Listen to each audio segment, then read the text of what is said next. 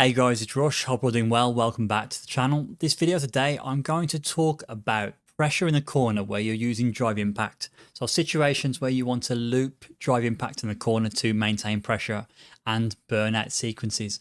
So this will talk about things like where they don't bounce off the wall when you do the drive impact, the lock situation. So I'll break this down, but also give you some tips on how to use these sequences as Ken.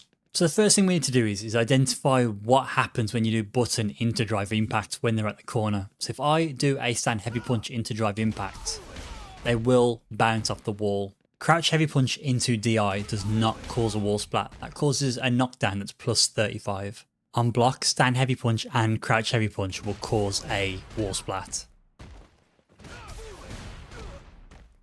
So I've got the opponent set to do a forward jump when I do button into drive impact. So if I do stand heavy punch into drive impact, you'll see the jump forward, but you can see that Ken did not escape from the corner. But if I do crouch heavy punch into drive impact, they can escape because the gap is bigger.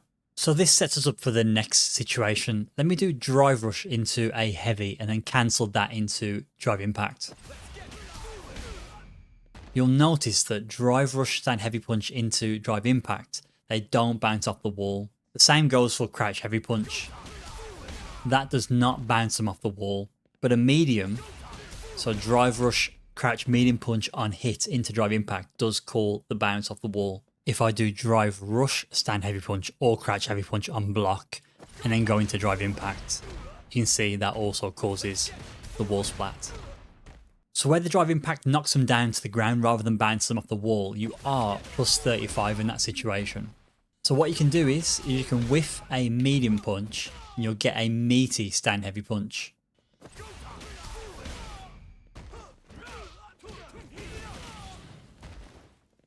If you want to follow up with another drive impact after that situation, you do not want to do medium punch into drive impact.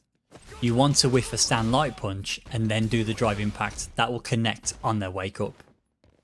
If they're in burnout and you do a drive rush stand heavy punch into drive impact, this causes a lock situation. After the lock, you are +1.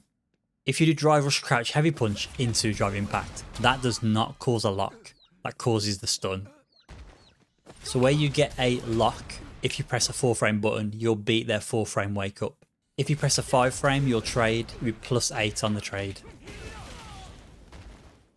If you throw in this situation, if they press 4-frame, the 4-frame will beat the throw.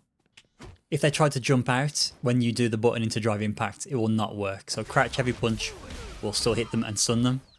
Mediums also work in the same way. When you do heavies on hit into drive impact, drive rush down heavy punch causes the plus 35 knockdown, as does crouch heavy punch.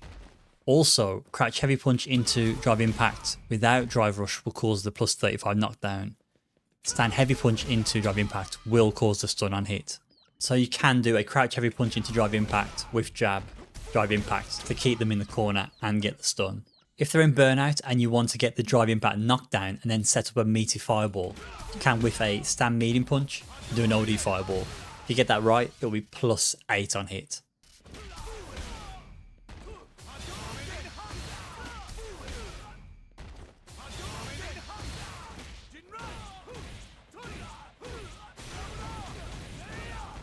You can also do a stand jab into light fireball for a meterless option, and that will be +10 on hit.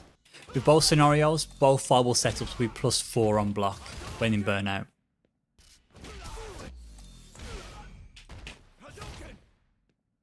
So that's a lot of information to take in, but it's super important to learn this when you are pressuring your opponent in the corner, particularly with drive impact, especially in those burnout situations. Any questions or queries, as always, give me a shout and I'll catch you in the next one.